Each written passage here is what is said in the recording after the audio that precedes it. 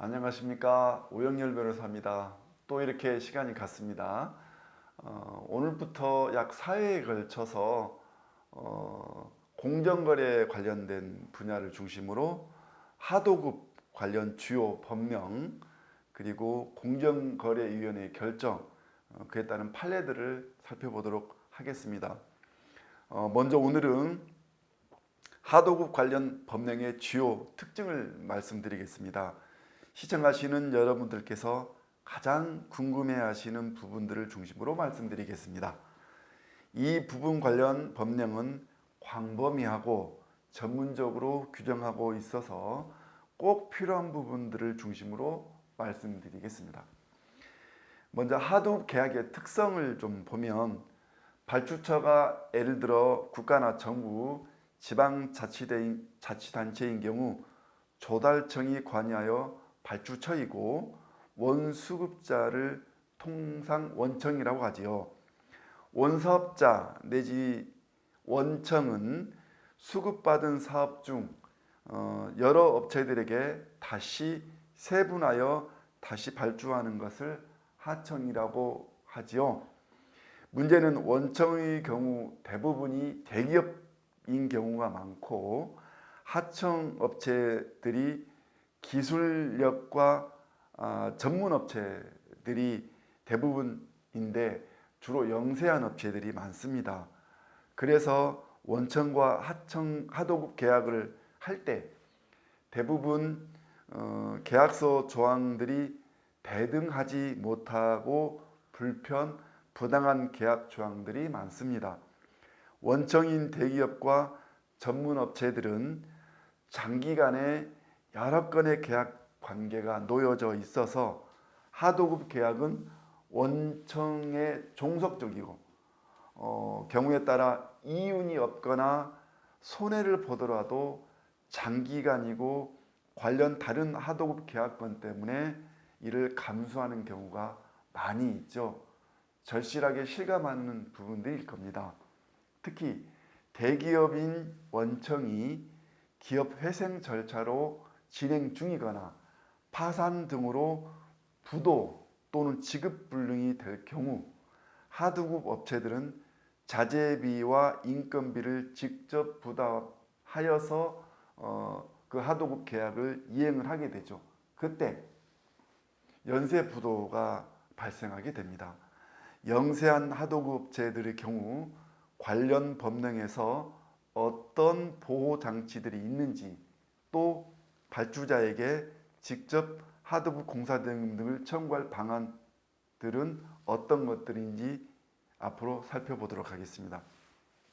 오늘은 하도급 대금 직접 지급 청구 제도를 먼저 봅니다. 원청이 파산 등으로 하도급 대금을 직접 지급하지 못할 경우 하도급 업체는 직접 발주처에 하도급 대금을 청구하는 제도를 말합니다.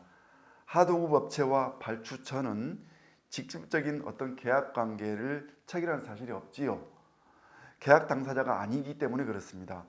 발주처는 원청에게 지급해야 할 도급 대금을 면제하는 대신 원청은 발주처에 가진 도급 채권을 소멸시켜서 형평을 맞추는 것입니다. 통상 하도급 업체들은 자신의 비용으로 자재를 구입하고 직접 고용하여 인건비를 지출하였기 때문에 발주자는 결과적으로 하청업체의 노력으로 이익을 보았다는 점에서 인정되는 제도입니다. 많이 참고하시면 좋겠습니다. 하도급 특약조항의 이 법에 관해서 앞으로 자세히 좀 볼 건데요.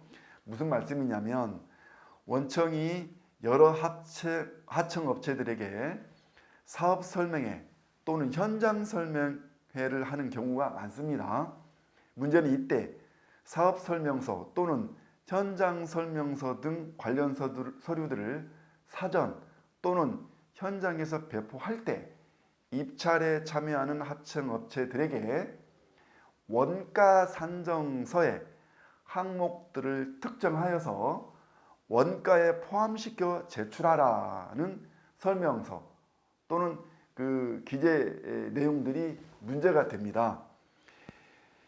참 열악한 지혜에 있는 종속적 지혜에 있는 하청업체들은 원청인 대기업의 현장 설명서에 기재된 내용을 거부하기가 어렵죠. 문제는 이런 경우에 어떻게 처리할 것이냐는 문제입니다. 이와 같이 배포된 그 설명서 등에 기재되어 있던 원가, 산정 비용 등이 하도급 계약서에는 없는 경우 관련 법령 등에 위반하여 무효입니다. 그래서 현장 설명서에는 사전에 배포받은 또 현장에 배포받은 거에 원가 산정 항목이 있었지만 정작 하도급 계약서에는 없는 경우 큰 문제는 없겠죠. 근데 문제는 하도급 계약서에까지 편입이 되어서 원가 산정 내용이 있는 경우입니다. 이 부분은 다음 기회에 좀 더 세분화해서 구체적으로 말씀을 드리겠습니다. 시청자 여러분, 날씨가 너무 무척 쌀쌀해졌습니다. 건강에 유의하시고 다음에 뵐 때까지 건강하십시오. 화이팅 하십시오. 감사합니다.